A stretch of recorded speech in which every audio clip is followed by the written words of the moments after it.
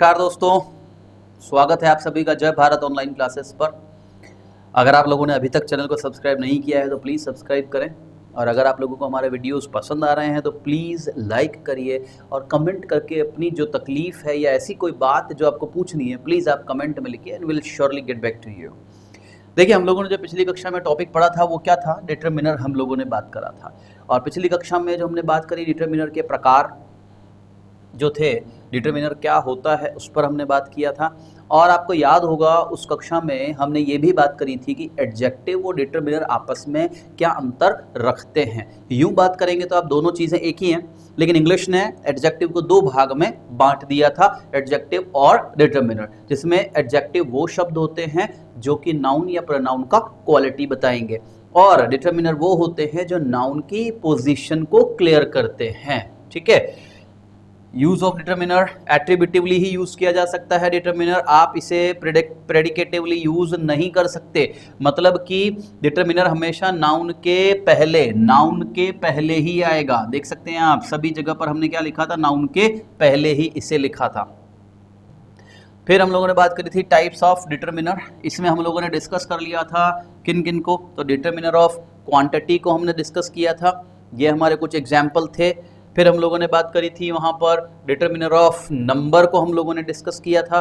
ये दो तरह के हैं, डेफिनेट और इनडेफिनेट। डेफिनेट दो तरह के थे, कार्डिनल और ऑर्डिनल। कार्डिनल संख्यावाचक, ऑर्डिनल क्रमवाचक। ठीक है, फिर हमने देखा था इनडेफिनेट। तो यहाँ पर कुछ शब्द कॉमन मिल रहे थे हमें, जो कि हमें क्वांटिटी में भी मिल रहे थे। जैसे आप बात करें लॉट ऑफ या लॉट्स ऑफ, ठीक है, या प्लेनी ऑफ, या मोस्ट का बात कर लें, सम का बात कर लें, तो ये शब्द कॉमन थे। डिटरमिनर ऑफ क्वांटिटी में भी है, डिटरमिनर ऑफ नंबर में भी है। वैसे आपसे नहीं पूछा जाता है सामान्यतया कि ये कौन से प्रकार का डिटरमिनर है, क्वांटिटी या नंबर। फिर भी याद रखिए, यदि कॉमन शब्द है और उसके बाद में नाउन काउंटेबल है तो वो नंबर होगा, अनकाउंटेबल है तो वो क्वांटिटी होगा। ठीक है, फिर हम लोगों ने एक और बात करा था, यहाँ पर एक शब्द था हमारे पास में नो। जो शब्द है नो, जब हम इसकी बात करते हैं, इस शब्द नो की, तो ये नो शब्द जो था ये हम देख रहे थे, ये चार तरह से प्रयोग में लिया जा सकता है। आप इसे प्रयोग ले रहे थे डिटरमिनर की तरह, संज्ञा की तरह, एडवर्ब की तरह और इंटरजेक्शन की तरह। इसके लिए एग्जाम्पल देखा था हमने, यहाँ पर नो शब्द नाउन के पहले आ रहा है तो ये यूज़ किया जा रहा है डिटरमिनर की तरह। ये शब्द जो नो है ये यहाँ पर सब्जेक्ट के स्थान पर लिखा गया है, तो ये शब्द नो जो है ये किसकी तरह प्रयोग लिया जा रहा था, संज्ञा की तरह। हिज नो बेटर टुडे, तो यहाँ पर बेटर शब्द आपका एडजेक्टिव है, ये नो शब्द इस एडजेक्टिव को क्वालिफाई कर रहा है, तो ये नो शब्द किसकी तरह यूज हो रहा था, एडवर्ब की तरह। नो पूरे ही वाक्य को क्वालिफाई कर रहा है, और इस जगह पर भी नो जो है वो किसकी तरह यूज हो रहा है, एडवर्ब की तरह। यहाँ पर नो आपको एक्सक्लेमेशन दे रहा है, तो ये नो जो है वो इंटरजेक्शन की तरह यूज किया जा रहा था। ठीक है, यहां तक आप लोगों ने पिछली कक्षा में बात करी थी। इसके आगे डिटरमिनर क्या है, उनका उपयोग क्या है, लेट्स स्टडी फर्दर, आगे हम लोग बात करते हैं। देखो, अगले प्रकार की जो डिटरमिनर है हम लोगों की, वो डिटरमिनर कौन से प्रकार का है हमारा, वो डिटरमिनर है हमारा पॉजेसिव डिटरमिनर, मतलब अधिकारवाचक। पॉजेसिव डिटरमिनर हिंदी में इससे आप किस नाम से जानते हैं, अधिकारवाचक के नाम से आप इसे जानते हैं कि ये अधिकारवाचक डिटरमिनर है। अधिकारवाचक सर्वनाम भी आपने पढ़ा था। ठीक है, प्रोनाउन की बात करते हैं तो प्रोनाउन में भी आपको अधिकारवाचक जो था आ रहा था, और यहाँ पर भी हमें अधिकारवाचक दिया गया है। अधिकारवाचक मतलब वे शब्द जो किसको दिखाते हैं, अधिकार, पोजेशन, इसका हिंदी अर्थ जो है वो क्या होता है, अधिकार होता है। क्या शब्द है, my, our, your, his, their, her और इट्स। ठीक है, ये सभी शब्द जो हैं, ये सभी शब्द किसकी तरह काम कर रहे हैं, अधिकारवाचक शब्द की तरह कार्य कर रहे हैं। My, our, your, his, their, her और इट्स। देखिए, ये सभी शब्द तो आपको कॉमन नहीं मिलेंगे, कॉमन इनमें से एक ही शब्द मिलता है प्रोनाउन में, वो क्या होता है, हिज।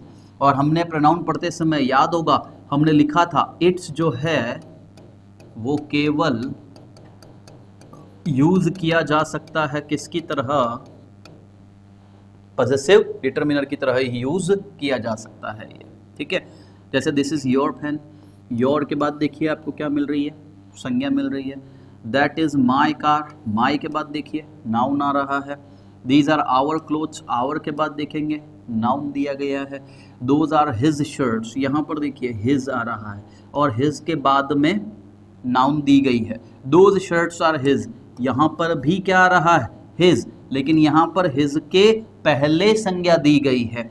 जब हिज के तुरंत बाद संज्ञा है तो ये शब्द काम करेगा किसका, डिटरमिनर का। और जब हिज के पहले संज्ञा दी गई है तो ये शब्द किसकी तरह काम करेगा, प्रोनाउन की तरह काम करेगा। The child has torn his cloth, यहाँ पर भी देखिए हिज एक और शब्द आ गया, क्लोथ्स उसके बाद आ रहा है, तो ये हिज भी यहाँ पर किसकी तरह काम कर रहा है, डिटरमिनर की तरह, ठीक है। तो पॉजेसिव जो किसे बताते हैं, अधिकार के बारे में आपको जानकारी देते हैं, वे शब्द पॉजेसिव डिटरमिनर कहलाएंगे, ठीक है। देखिए पॉजेसिव डिटरमिनर के बाद में अगले प्रकार का डिटरमिनर जो है वो कौन सा है। अगला प्रकार दिया गया है हमें डिस्ट्रीब्यूटिव डिटरमिनर। डिस्ट्रीब्यूटिव मतलब जो डिस्ट्रीब्यूट कर दे, विभाजित कर देता है, अलग अलग कर दे संज्ञा को, वो शब्द जो हैं वो शब्द क्या हैं, डिस्ट्रीब्यूटिव डिटरमिनर कहलाते हैं। डिस्ट्रीब्यूटिव प्रोनाउन भी आपने पढ़ा था, उसी में से शब्द देखेंगे, वहां मैंने आपको बताया था कुछ शब्द प्रोनाउन में भी हैं, डिटरमिनर में भी है, वही कंसेप्ट फिर से यहां देखेंगे। परिभाषा क्या है, word that shows distribution of noun, संज्ञा के विभाजन को प्रदर्शित करते हैं। जैसे उदाहरण लिया गया है each, each girl has a book, यहाँ पर आप देख सकते हैं कि ईच के तुरंत बाद में क्या आ रही है, संज्ञा आ रही है, नाउन आ रहा है। तो each is playing role of what, determiner, ये डिटरमिनर की तरह यूज किया जा रहा है। यहाँ चले हम ईच, लेकिन ईच के तुरंत बाद नाउन नहीं है, ईच के बाद में क्या दिया है, प्रेपोजिशन दिया है, तो ये ईच अब डिटरमिनर ना होकर के क्या बन जाता है, प्रोनाउन की तरह यूज किया जाएगा। एवरी हमेशा डिटरमिनर ही है, प्रोनाउन के उदाहरण में जाके देखेंगे तो आपको वहां पर एवरी नहीं मिलेगा। Every man is emotional, every के तुरंत बाद देखिए संज्ञा आ रही है, तो ये शब्द क्या बन जाता है, डिटरमिनर बन गया। Either, either book is yours, either के तुरंत बाद नाउन है, either of the books, either के तुरंत बाद नाउन नहीं है, तो ये डिटरमिनर और ये शब्द इस वाक्य के अंदर आइदर शब्द किसकी तरह यूज करा जा रहा है, प्रोनाउन की तरह यूज किया जा रहा है। Neither, neither boy is industrious, ठीक है, नाइदर का मतलब वही है जो वहां था, क्या है नाइदर का अर्थ, दो में से कोई नहीं। आइदर का अर्थ जो प्रोनाउन में पड़ा वही था, दो में से एक, ठीक है। एवरी और ईच दोनों का ही अर्थ जो है वो क्या होता है, प्रत्येक, राइट। तो नाइदर, नाइदर के तुरंत बाद नाउन, ये नाइदर किसका रोल प्ले कर रहा है, डिटरमिनर का। Neither of the boys is industrious, यहाँ पर नाइदर के तुरंत बाद नाउन नहीं है, तो नाइदर किसका रोल प्ले कर रहा है, प्रोनाउन का, ठीक है। तो there are so many words we can find which are common between noun and determiners. तो आप उनको डिस्टिंग्विश कैसे करेंगे, यदि कोई शब्द प्रोनाउन और डिटरमिनर में कॉमन मिलता है आपको, तो अलग करने का तरीका जो है वो क्या है, संज्ञा। यदि उस शब्द के तुरंत बाद में संज्ञा आ रही है, नाउन आ रहा है, तो वो शब्द क्या बन जाएगा, डिटरमिनर, और यदि उसके बाद तुरंत संज्ञा नहीं है तो वो शब्द क्या बन जाएगा, प्रोनाउन बन जाएगा, ठीक है। स्क्रीनशॉट ले लीजिए आप, फिर हम आगे बढ़ते हैं। डिस्ट्रीब्यूटिव डिटरमिनर, अगले प्रकार का जो हमारा डिटरमिनर है वो कौन सा है, डेमोन्स्ट्रेटिव डिटरमिनर, मतलब कि संकेतवाचक। डेमोन्स्ट्रेटिव को आप हिंदी में क्या कहते हैं, इसे हिंदी में कहा जाता है संकेतवाचक। मतलब जो संकेत करते हैं, जो इंडिकेट करते हैं, इशारा करते हैं संज्ञा की तरफ, वे डेमोन्स्ट्रेटिव हैं।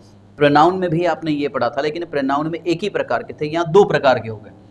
यहाँ पर हो गया डेफिनेट, डेफिनेट को हिंदी में आप क्या कहते हैं, निश्चित। इनडेफिनेट को क्या कहा जाता है, अनिश्चित, ठीक है, डेफिनेट और इनडेफिनेट। डेफिनेट देखिए, डेफिनेट क्यों कह रहे हैं, क्योंकि वो निश्चित संज्ञा की ओर इशारा कर रहे हैं, उनकी जो संज्ञा है वो निश्चित है, पोजीशन जो है वो निश्चित है, इसलिए उसको डेफिनेट डिमॉन्स्ट्रेटिव कहा जा रहा है। That indicate definite noun. इसके एग्जाम्पल जो है दिस, दैट, दीज, दोज, सच और द सेम, ये सारे ही उदाहरण आपने प्रोनाउन में भी पढ़े थे। तो ये सब शब्द डिटरमिनर भी यूज हो रहे हैं, प्रोनाउन भी यूज हो रहे हैं। आपको कैसे पता लगेगा कि इनमें से कौन सा शब्द प्रोनाउन बन रहा है और कौन सा शब्द डिटरमिनर बन रहा है? बताएं, करिए कमेंट। कैसे पता लगेगा आप लोगों को कि कौन सा शब्द कब डिटरमिनर होगा और कब प्रोनाउन होगा?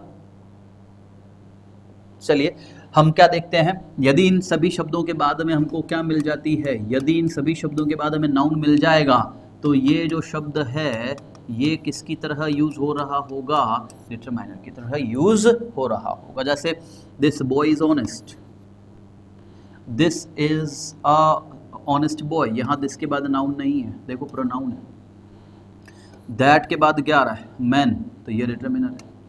यहाँ पर देखिए that is my father, that के बाद में नाउन नहीं है, तो ये क्या बन रहा है? प्रोनाउन बन रहा है, ठीक है। ये सभी शब्द जो हैं ये किस में थे? प्रोनाउन में भी पढ़े थे, वहाँ मैंने आपको पूरा कॉन्सेप्ट समझा दिया था, एक एक एग्जाम्पल आपको समझा दिया था। यहाँ सारे उदाहरण मैं नहीं दे रहा हूँ, फिर से समय खराब होगा हमारा, ठीक है। दैट या इसकी कोई सा भी शब्द लें, यदि उसके बाद में संज्ञा आ जाती है, अगर आप कर देते हैं इस तरह से, those mangoes are ripe, those के तुरंत बाद नाउन हो गया। अगर आप इसको ऐसा कर देते हैं, दोज आर राइप मैंगोज, ये यहाँ पर संज्ञा नहीं है, तो इस वाक्य में ये डिटरमिनर बन जाएगा और इस वाक्य में ये प्रोनाउन बन जाएगा, ठीक है। So any word can be taken. इसी का दूसरा प्रकार देखते हैं, डेफिनेट हमें क्या कहता है? देखिए इनडेफिनेट की बात करें। इनडेफिनेट क्या है? ये ऐसी संज्ञा के बारे में बताएंगे जो अनिश्चित है, तो इसको बताने के लिए जो शब्द है वो क्या है? Some, any, a certain, certain, any other, no other, another और अदर, ठीक है। सम का अर्थ इस जगह पर बदल जाएगा। यहाँ पर अगर हम बात करें, सामान्यतया जो शब्द होता है आपका सम, उसका अर्थ क्या होता है? कुछ। जब ये कुछ का अर्थ देगा तो ये शब्द डिटरमिनर तो है, लेकिन क्वांटिटी में हो सकता है या नंबर में हो सकता है। लेकिन इस स्थिति में सम का अर्थ कुछ नहीं है, इस स्थिति में सम का अर्थ बदल करके क्या हो गया? कोई हो गया, ठीक है। सम और एनी, उसका अर्थ जो है वो बदल करके क्या हो जाएगा? कोई हो जाएगा। कैसे? देखो, some mister Agarwal wants to see you, कोई मिस्टर अग्रवाल आपसे मिलना चाहते हैं। भाई हमारे घर पर कोई आ जाए, आपने गेट खोला, आप उस व्यक्ति को नहीं जानते हैं और उस व्यक्ति ने ये पूछा, बेटा पापा घर पे हैं? आपने पूछा, आपने कहा हैं। आप पापा को जाके क्या कहेंगे? तो पूछेंगे उनसे, भाई क्या कहूँ, कौन आया है? तो आपने कहा भाई पांडे जी आए, तो आप अंदर जाके क्या कहेंगे? कोई पांडे जी आपसे मिलने आए। पांडे जी के साथ आपने कोई क्यों लगाया? क्योंकि आप उन्हें नहीं जानते हो। अगर आप जानते तो आपके दादा पापा पांडे अंकल आया पड़ोस वाला, आप सीधा ये कह देते हैं। आपने वहां लगाया कोई शब्द, तो अंग्रेजी में भी उस अजनबी के लिए हमने किसको प्रयोग में ले लिया? सम। वैसे हम जब इस अर्थ में बात करते हैं तो सम के साथ आपकी जो संज्ञा लगती है वो कौन सी लगती है? प्लूरल, यदि नंबर की है तो, ठीक है। यदि वह संज्ञा संख्यावाचक है, यदि वह संज्ञा काउंटेबल है, तो हम उसको बहुवचन बनाते हैं। अनकाउंटेबल का बहुवचन होता ही नहीं है। लेकिन आप ये मत सोचिएगा कि इस अर्थ में ये बहुवचन रहेगा। सम क्योंकि यहाँ कोई का अर्थ दे रहा है, इसके साथ एक वचन संज्ञा ही आप लगाएं, ठीक है। I met a certain woman yesterday, क्या शब्द आ रहा है आपका? असर्टेन। सर्टेन शब्द के बाद में आपको क्या दी गई है? संज्ञा दी गई है। वुमन शब्द आपको यहाँ पर दे दिया, तो I met a certain woman yesterday. फिर एक और शब्द देखिए तो क्या आ रहा है? Certain boys were playing here. तो जो शब्द है सर्टेन और असर्टेन, इन दोनों का अर्थ एक ही होता है। सर्टेन और असर्टेन दोनों का अर्थ एक ही होता है, और वो जो अर्थ है वो क्या है? अजनबी। इस अर्थ में आप प्रयोग लेंगे। लेकिन अंतर क्या होता है? शब्द सर्टेन जो है वो बहुवचन है, और सर्टेन के अलावा जब हम असर्टेन की बात करते हैं तो ये क्या होता है? एक वचन होता है, ठीक है। देखो, I met a certain woman yesterday, मैं कल एक अनजान महिला से मिला, क्योंकि वो महिला एक थी, सिंगुलर थी, इसलिए मैंने क्या लगा दिया, a certain. Certain boys were playing here, ठीक है, अनजान लड़के यहां पर खेल रहे थे, क्योंकि वो लड़के जो थे वो एक से ज्यादा थे, इसलिए क्या हो गया, सर्टेन मतलब अनजान, जिससे हम बात करते हैं। He has one chair, he has one chair and wants another for his wife, ठीक है, उसके पास एक कुर्सी है और क्या चाहिए उसको, एक और चाहिए, किसके लिए, उसकी पत्नी के लिए। तो अनदर, अनदर चीज को जोड़ने का काम करता है। देखिए अर्थ दोनों का एक ही है, अदर और अनादर। अदर का मतलब भी क्या होता है, दूसरा, और अनादर का अर्थ भी क्या होता है, दूसरा। लेकिन दोनों में जो डिफरेंस है वो क्या है, अदर जो होता है वो वस्तु को क्या करता है, रिप्लेस करता है, और अनादर जो होता है वो क्या करता है, ऐड कर देता है। मान लीजिए कि आप ये पेन बाय करने के लिए गए, आपको ये पेन अच्छा नहीं लगा, आपने कहा भैया दूसरा देना, दूसरे में आप क्या करेंगे, इस पेन को दे देंगे और उनसे दूसरा लेंगे, दैट इज व्हाट, अदर, ठीक है, रिप्लेस हो गया। लेकिन अगर आपने कहा भैया it looks good, it sounds good, एक और दे दो, एक और दे दो, तो क्या कर दिया आपने, अनादर, क्योंकि इसमें चीज जुड़ जाएगी। तो यहां पर भी देखिए उसके पास एक कुर्सी पहले ही थी, एक और चाहिए थी उसको पत्नी के लिए, तो अनादर शब्द का प्रयोग किया। She does not want to marry any other boy, वह किसी अन्य लड़के से शादी नहीं करना चाहती, एनी अदर कोई अन्य नहीं, ठीक है, ये हो गया आपका she does not want to marry any other boy. तो ये सभी आपके इनडेफिनेट डिटर्मिनर कहलाते हैं, जो अनिश्चित संज्ञा की ओर इशारा करते हैं। टेक ए स्क्रीनशॉट और याद रखिए, अगर अभी आप लोगों ने सब्सक्राइब नहीं किया है चैनल को तो प्लीज़ सब्सक्राइब करें, कमेंट करें यदि कोई डाउट रहता है, किसी भी तरह की आपको समस्या रहती है। अगले प्रकार का क्या है हमारा, इंटरोगेटिव, मतलब कि प्रश्नवाचक डिटर्मिनर क्या होता है। प्रश्नवाचक वो हैं जो डिटर्मिनर के बारे में पूछते हैं। ये तीन शब्द हैं और ये तीनों प्रोनाउन में भी आए थे, वहां पर भी हमने डिस्कस किया था कि ये शब्द प्रोनाउन भी है और डिटर्मिनर भी है, डिफरेंस कैसे करेंगे। तो एक ही कॉन्सेप्ट चल रहा है अब तक, प्रोनाउन और डिटर्मिनर को अलग अलग करने का, वो क्या है, संज्ञा, ठीक है ना। पहला शब्द बात करें, व्हाट, हिंदी में अर्थ होता है क्या, इसका हिंदी अर्थ जो है वो क्या होता है, क्या। यहां पर ये कौन से के अर्थ में भी प्रयोग लिया जा सकता है, कौन सा या कौन सी, कुछ भी कह सकते हैं वैसे। तो what book do you read all the day, तुम कौन सी किताब पूरे दिन पढ़ते हो। ये व्हाट के बाद तुरंत संज्ञा आ गई, ये व्हाट क्या बन गया, interrogative determiner. What do you want, यहाँ व्हाट के तुरंत बाद में नाउन नहीं है, तो ये व्हाट यहाँ पर किसका काम कर रहा है, प्रोनाउन की तरह यूज हो रहा है। विच, हिंदी अर्थ की बात करेंगे तो ये होता है कौन सी या कौन सा। विच और हुज दोनों ही शब्द हमें क्या प्रदर्शित करते हैं, रिलेशन, संबंध बताने का कार्य करते हैं। जब आप बात कर रहे हैं संबंध बताने की तो विच या हुज लगाया जाता है, ठीक है। विच का हम बात करें, विच बॉय इज योर ब्रदर, विच के तुरंत बाद में क्या आ रही है, नाउन, इसका मतलब ये शब्द क्या बन जाएगा, प्रोनाउन नहीं, क्या बन जाएगा ये शब्द, डिटर्मिनर बन जाएगा। विच के तुरंत बाद संज्ञा नहीं है तो ये शब्द किसकी तरह यूज हो रहा है, प्रोनाउन की तरह। इसी तरह से हुज, जब बात करते हैं हुज का तो ये क्या होता है, किसका या किसकी, रिलेशन बताएगा। Whose copy book is this? Copy book, copy book का मतलब जो है वो क्या होता है, नोटबुक, ठीक है। अपन जो बोलते हैं ना, हम लोग कहते हैं ना उसको कॉपी देना, तेरी कॉपी देना, अंग्रेजी के हिसाब से कॉपी शब्द गलत है। Copy is a verb, copy करना, किसी का टीपना, दैट्स कॉल्ड कॉपी। आप जिस बुक में कॉपी कर रहे हो उसे अंग्रेजी क्या कहती है, कॉपी बुक कहती है, it's a correct word, copy book, right. So whose copy book is this, whose के बाद में कॉपी बुक संज्ञा, तो ये किसकी तरह प्रयोग हो रहा है, determiner. Whose is this copy book, whose के बाद संज्ञा नहीं तो ये क्या बन गया, pronoun. Clear, simple concept, already we have read this. I don't feel कि आप लोगों को यहाँ कोई समस्या आ रही होगी या आपको समझ नहीं आ रहा होगा. I hope, because a teacher is always positive while teaching. So I hope कि आपको ये सब चीज़ें समझ में आ रही है, और नहीं आ रही होंगी तो आप ज़रूर कमेंट के अंदर लिख दीजिए कि मुझे ये चीज़ समझ नहीं आया है. We will surely have a problem solving class over there, right. देखिए, इंटरोगेटिव के बाद हमारा अगला जो है वो कौन सा है? Emphasizing determiner, दबाववाचक. एम्फेसाइजिंग, आप उसे क्या कहते हैं? दबाववाचक डिटरमिनर. दबाववाचक आपने प्रोनाउन में भी पढ़ा था, लेकिन वहां जो उदाहरण थे वो सारे उदाहरण यहां से अलग हैं. यहां पर आपके पास दो ही शब्द हैं. पहला शब्द है ऑन, दूसरा शब्द है वेरी. ऑन का प्रयोग आप स्वयं के अर्थ में कर सकते हैं. वेरी का प्रयोग उसी, दबाव डालने के लिए वेरी का प्रयोग उसी के अर्थ में किया जाता है.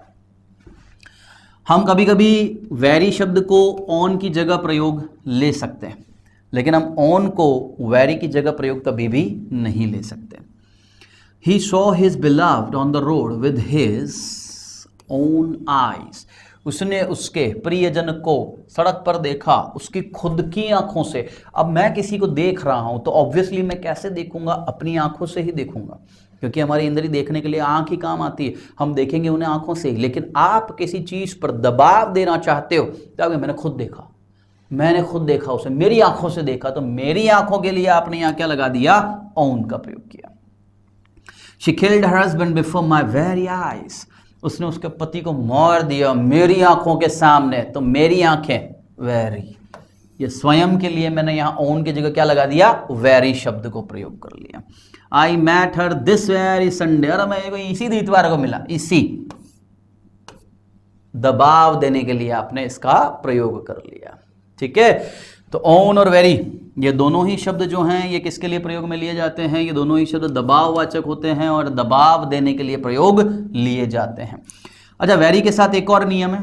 देखो, she is very beautiful and he walks very carefully. यहां पर आप देखेंगे तो दोनों ही जगह पर वेरी शब्द का प्रयोग किया जा रहा है. आपने देखा कि वेरी शब्द जो है वो किसकी तरह प्रयोग लिया जा रहा है? डिटरमिनर की तरह. ठीक है. लेकिन यहां पर हम बात करते हैं शी इज़ वेरी ब्यूटीफुल या ही वॉक्स वेरी केयरफुली. तो यहां पर वेरी शब्द जो है ये किसकी तरह प्रयोग हो रहा है? एडवर्ब की तरह. और यहां वेरी शब्द जो है वो किसकी तरह प्रयोग हो रहा है? एडवर्ब की तरह. कैसे? आगे जाके आप वैसे पूरा पढ़ेंगे एडवर्ब को, लेकिन एक हल्का आइडिया मैं आपको यहां दे देता हूं. क्योंकि एडवर्ब की परिभाषा जो होती है, एडवर्ब क्वालिफाई करती है वर्ब को, एडजेक्टिव को और किसी दूसरे एडवर्ब को. ठीक है. यहाँ वेरी शब्द जो है, ये जो वेरी शब्द आप यूज में ले रहे हैं, ये वेरी शब्द जो है वो किसको बता रहा है? यहाँ पर ये वेरी शब्द किसके लिए आ रहा है? ब्यूटीफुल शब्द के लिए. और शब्द ब्यूटीफुल जो है वो किसका काम करता है? विशेषण का. आप पढ़ ही चुके हैं. हमने क्या कहा? एडवर्ब क्वालिफाई करता है किसको? विशेषण को. तो ये शब्द वेरी ब्यूटीफुल को क्वालिफाई कर रहा है, तो वेरी किसकी तरह प्रयोग में आ रहा है? इसका मतलब एडवर्ब की तरह. फिर दूसरा वेरी बात करें किसके पहले आ रहा है? केयरफुली. केयरफुली जो है वो क्या है? एक एडवर्ब है. क्योंकि एडवर्ब वर्ब को क्वालिफाई करती है. ये केयरफुली किसके लिए आ रहा है? वॉक्स के लिए. क्रिया को क्वालिफाई करने वाला शब्द एडवर्ब, ये एडवर्ब बन गया. एडवर्ब को भी क्वालिफाई करने वाला शब्द ये भी क्या बन गया? एडवर्ब बन गया. याद रखो, वेरी का प्रयोग दो तरीके से हो रहा है, डिटरमिनर की तरह और एडवर्ब की तरह. यदि वेरी के बाद में आपको क्या मिलती है? नाउन, तो ये क्या होगा? डिटरमिनर की तरह होगा. और यदि वेरी के बाद में आप लोगों को, यदि वेरी के बाद में आपको क्या मिल जाता है? वेरी के बाद आप लोगों को मिल जाता है एडजेक्टिव या एडवर्ब, तो ये वेरी क्या बन जाएगा? एडवर्ब बन जाएगा. ठीक है. क्लियर? फाइन. देखिए, अगले प्रकार का और हमारा जो डिटरमिनर है वो कौन सा है? Exclamatory determiner. आश्चर्य को संबोधित करने वाले, विस्मय को बताने वाले शब्द एक्सक्लेमेटरी कहलाते हैं, या इंटरजेक्शन भी हम उन्हें कहते हैं. इंटरजेक्शन में आप बात करते हैं तो शब्द कौन से इंक्लूड करते हैं हम? जैसे वाव, अलास, ओ. ठीक है, इस तरह के शब्द। वॉट भी आप विस्मय के लिए प्रयोग में लेते हैं। आपने कोई बहुत ऊंची बिल्डिंग देखी और बिल्डिंग को देखते ही आप बोलो वाह खई बिल्डिंग है, खई बिल्डिंग मतलब व्हाट अ बिल्डिंग। तो आप वहां पर किसको रेफर कर रहे हो? बिल्डिंग को। क्या शब्द से? वॉट से। समझ गए? वॉट शब्द किसके लिए आ रहा है? बिल्डिंग के लिए, मतलब संज्ञा को डिस्क्राइब कर रहा है वॉट, तो वॉट क्या बन गया? डिटरमिनर बन गया। लेकिन एक्सक्लेमेटरी हो गया, तो वॉट अकेला एक इसका उदाहरण है। जैसे what an ugly woman, what किसके लिए आ रहा है? वुमन संज्ञा के लिए। What a big building, what किसके लिए आ रहा है? बिल्डिंग के लिए। What a big fool, what किसके लिए आ रहा है? फूल के लिए। विस्मय में आप इनका प्रयोग कर रहे हैं, आश्चर्य के लिए आप इसका प्रयोग कर रहे हैं, इसीलिए क्या कहलाता है? Exclamatory determiner. फिर देखिए अगला और अंतिम क्या है? आर्टिकल। वैसे आप सभी जानते हैं आर्टिकल के बारे में, बचपन से पढ़ते आ रहे हैं, ए एंड द।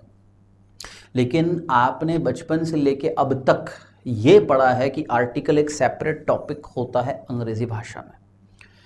हमने बचपन में ये कभी नहीं देखा कि आर्टिकल जो है वो डिटरमिनर का ही हिस्सा है या विशेषण का ही हिस्सा है।